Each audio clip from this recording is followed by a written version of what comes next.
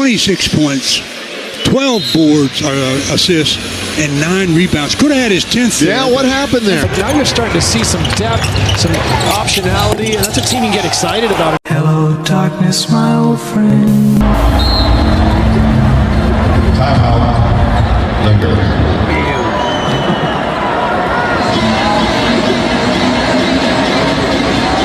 The reality is you can't form. 12 seconds later. 44% from beyond the arc. Jones, that three off the rim, and James has got the board. I think get your ass out of here. LeBron James, his first triple-double of the season, and the oldest player in NBA history to record a triple-double. 28 points, 10 rebounds, 12 assists. In 2026, the way we judge basketball players has basically turned into a spreadsheet contest. Rankings, debates, MVP arguments, everything gets reduced to totals, percentages, and on paper, production. And don't get me wrong, the numbers matter. They're useful. They're often incredible. But stats still don't tell the full truth, because not every 25-point game is the same, not every 10-assist night is created equal, and not every big box score helps you win. Some players get their numbers inside the natural flow of winning basketball. Others can rack them up in ways that look impressive, while the actual priority quietly shifts from winning the possession to winning the stat line. It was a nice gesture for JJ to continue to keep him in there, and he definitely was hunting for it, and he was not coming out till he got it. As a pseudo-rookie before officially becoming a rookie, and there it is, LeBron James does get to double figures with a step-back three ball. He's got 10. Catering to his legacy instead of focusing on this season in the game that was already over. Congrats, I guess, but I honestly, I didn't love it. And that's why LeBron's recent comments about stats and evaluation rubbed a lot of people the wrong way, because the pushback isn't really about his age or his legacy. It's about the optics. At 41, year 23, you would think he'd be beyond even the appearance of stat hunting.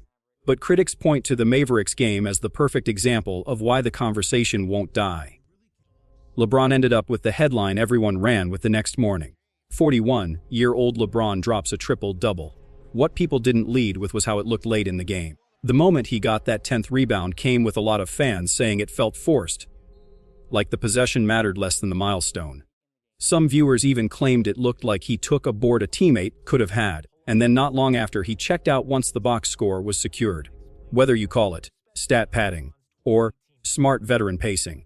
The point is simple: the media sells the accomplishment, but rarely interrogates how it was achieved. And that gap between the headline and the context is exactly where this debate lies. I'm averaging a triple-double in the finals. I'm pretty good. Interesting. Now, if we're going to talk triple-doubles, we have to talk about the current standard, Nikola Jokić. He's the modern triple-double machine. And to a lot of fans, he feels like the opposite of the whole LeBron argument, not because Jokić is perfect, but because his numbers usually look like they happen by accident while the offense is simply functioning. Even this season, the pace is ridiculous. Through a chunk of games, Jokić piled up triple-doubles at a rate that makes everyone else look like they're playing a different sport. Second and third place on the list aren't even close combined. They still don't touch his volume. That's how absurd it's been. But here's the real question, and it's the only one that matters if you want to be fair: how clean are Jokic's triple-doubles? Are they truly organic? Or is there any similarity to the criticism LeBron gets? Late game hunting, teammates feeding, manufactured rebounds, easy assists. That's what we're answering today. Well, we're waiting. So here's the method, and it's simple. If you want to judge whether a triple-double is authentic or manufactured, you look for three things first. When did it happen? Early, third quarter, tight fourth quarter, or late in garbage time when the outcome is basically decided. Second, who was on the floor when it happened? Are both teams still running real lineups? Are starters playing? Or is it bench units and stat cleanup time? Third, how did the final piece happen? Especially the 10th rebound or 10th assist. Was it naturally in the flow of the game? Or did it look like someone gave something up, forced a pass, or stepped aside so the milestone could be reached? Now, applying that lens, using game flow, lineup context, and play-by-play patterns, let's start with Jokic's first stretch of triple-doubles. Early on, you see a pattern. Against Golden State, the triple-double came in a competitive finish, legit. Against Phoenix, it was locked up well before panic time, legit. Another one came late-ish in the fourth, but with starters still playing and the game still alive, still mostly clean. Pelicans game. Triple-double secured by the third, then Jokic sits. about as non-padded as it gets. And the Miami one, again, handled before the fourth quarter becomes milestone hour. I mean, when you start batting, it's easy, so.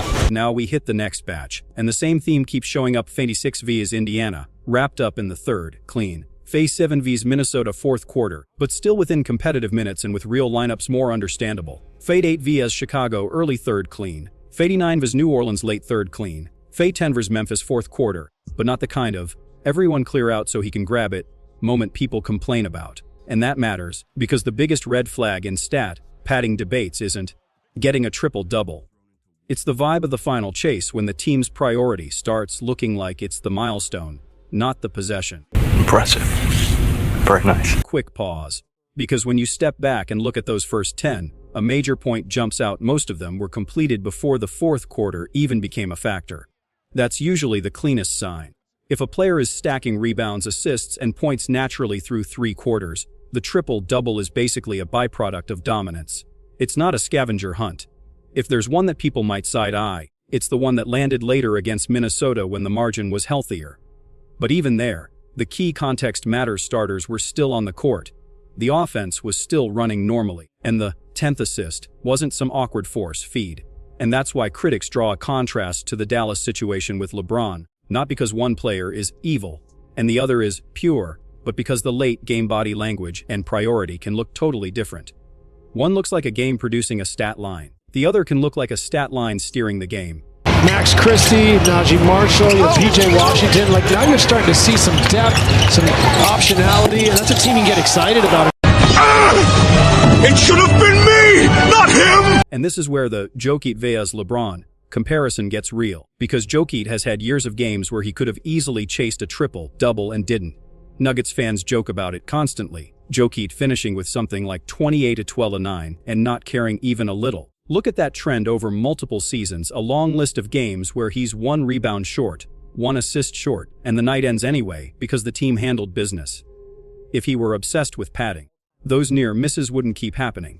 That's why calling Jokic a stat chaser doesn't land the same way. His track record suggests the triple-doubles come because the entire offense runs through his decision-making, not because the team pauses to manufacture the last piece. And again, this isn't about pretending LeBron hasn't been great. It's about highlighting a difference in approach. One guy's milestones often feel like a side effect. The other guy's milestones sometimes feel like an objective.